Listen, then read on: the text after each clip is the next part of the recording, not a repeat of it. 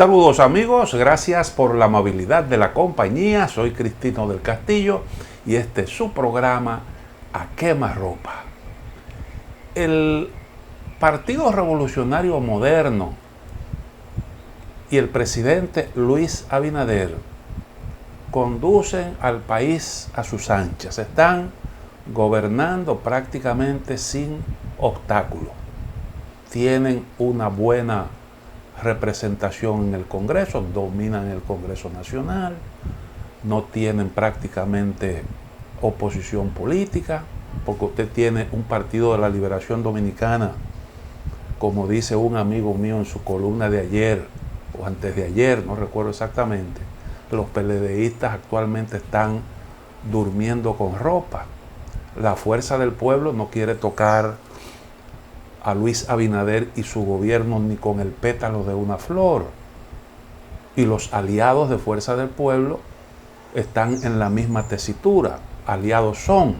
Usted ve, por ejemplo, a un Peñaguaba empleado a fondo dándole consejos al gobierno, como si fuera parte de la coalición que conformó el Partido Revolucionario Moderno para las elecciones pasadas. Y a lo mejor conviene que esto sea así, porque honestamente el gobierno ha estado manejando una situación difícil y vienen tiempos difíciles. Los tiempos más difíciles están por llegar y yo creo que necesita tranquilidad, necesita sosiego, el camino despejado para manejar los asuntos públicos, aunque naturalmente una oposición constructiva siempre puede ser de utilidad, que es lo que requiere, lo que demanda el momento actual.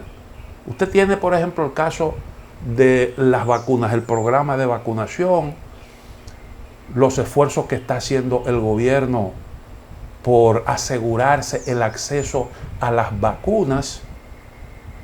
Eso ha estado caminando bien, aunque ha provocado mucha indignación el contrato que aprobó el Congreso Nacional recientemente, que es prácticamente una imposición, no es el caso exclusivo de República Dominicana, porque es una realidad que han estado enfrentando los distintos países que han querido asegurarse el antídoto, incluyendo incluso la Unión Europea. Pues yo recuerdo, y ahí fue cuando yo comencé a ver esa práctica, una denuncia que hicieron los diputados del Parlamento Europeo, cuando ellos exigieron a la Comisión Europea, que es el organismo ejecutivo de la Unión, que facilitara información con respecto a lo que se había acordado con las empresas farmacéuticas, porque todo eso se manejó con la más absoluta discreción, porque así lo exigieron las empresas farmacéuticas.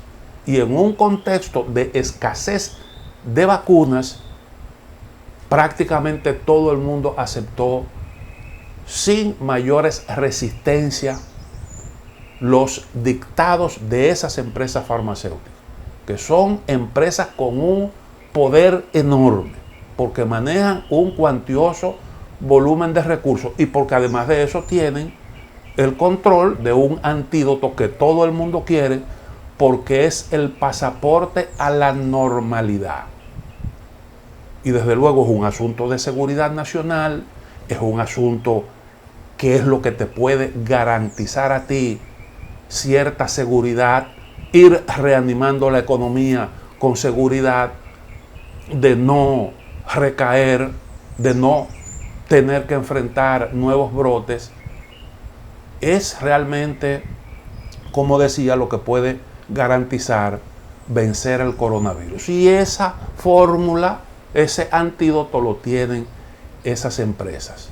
Y entonces los partidos políticos, frente a una situación así como esa, también pueden interponer sus buenos oficios. Algunos tienen buenas relaciones por ahí y pudieran también ayudar al gobierno en lo que tiene que ver con esto, con propuestas, porque no es necesariamente usted asumir ese lenguaje ríspido que estamos escuchando. No, ahí hay corrupción. No hay ninguna corrupción. Se trata de una práctica odiosa, de unas imposiciones que han enfrentado, como decía, la mayoría de los países. Hay, por ejemplo, el caso de Argentina y el caso de Brasil. Yo lo comenté aquí en su momento.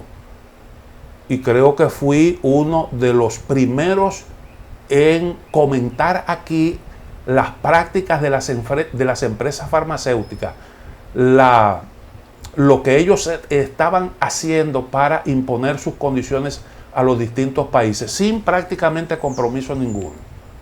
Y entonces yo hablaba de lo que se denunció en Brasil, porque en Brasil trataron de imponerle, en Brasil y Argentina. En Argentina hubo realmente unas negociaciones que fueron muy difíciles. Y así lo plantearon las autoridades mientras se discutía el asunto. Allí se aprobó, se declaró de utilidad pública el asunto, la adquisición de las vacunas, de interés público. Y eso para facilitar las negociaciones, porque todos los países tienen sus legislaciones que rigen estos asuntos. Y entonces, ¿qué estaba exigiendo la empresa? Eso que nosotros vimos aquí. Primero, una absoluta discrecionalidad. Todo eso se maneja de la manera más opaca, de forma secreta. Sobre todo lo que tiene que ver con las obligaciones, con el programa de suministro de las vacunas. Eso se mantiene como una información confidencial. La confidencialidad es una cuestión que están imponiendo, con el interés de que la gente no se entere de las cosas que se ponen ahí. Por ejemplo, si hay un efecto colateral, un efecto secundario de la vacuna y algún ciudadano, grupo de ciudadanos o entidades privadas se querellaran contra la empresa farmacéutica en un tribunal y se llegara a condenar a los laboratorios, entonces los estados adquirientes de la vacuna tendrían que responder frente a esos ciudadanos y hacerle frente a cualquier sentencia de un tribunal. Hasta eso se llega a exigir. Además de que los gobiernos ponen en garantía sus bienes. En el caso de Argentina se denunció que hasta las embajadas, sus sedes se ponían en garantía y sus reservas en el exterior. Eso que nosotros vimos que se denunció con mucha indignación desde el Congreso Nacional. Y con toda la razón, con toda la razón. En el caso de Argentina se habló incluso de que algunas fallas, o si se presentaban fallas en el proceso de suministro, por ejemplo, una interrupción de la cadena de frío mientras se transportaba la vacuna, hasta eso tenía la parte adquiriente que asumirlo como parte de su responsabilidad.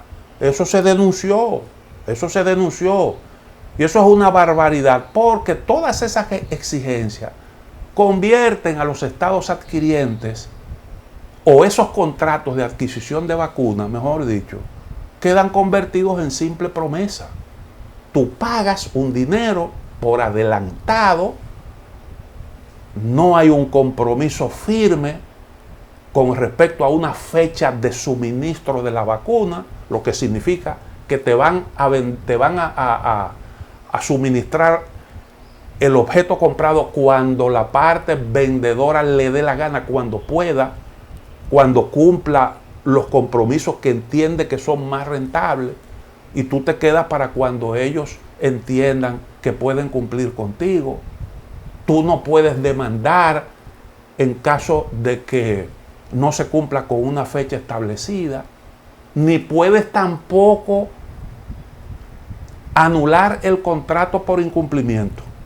Hasta eso. Entonces, es una manera de amarrar a los estados que yo creo que eso nunca antes lo habíamos visto. Ni siquiera en aquella época imperial, cuando se imponían los acuerdos por debajo de la mesa. Eso lo estamos viendo en pleno siglo XXI.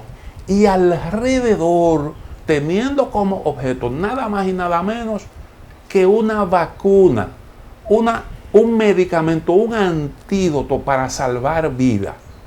Y eso es objeto de unas negociaciones de ese tipo, en donde todo se inclina para un lado. Son un ejemplo claro de contrato leonino. Naturalmente, nosotros estamos tratando de adquirir algo que a nosotros nos puede sacar de un gran problema. Y por eso entonces, como no hay esa gran disponibilidad en el mercado, tenemos que aceptar eso. Vamos a hacer una pequeña pausa y volvemos con este y otros temas importantes.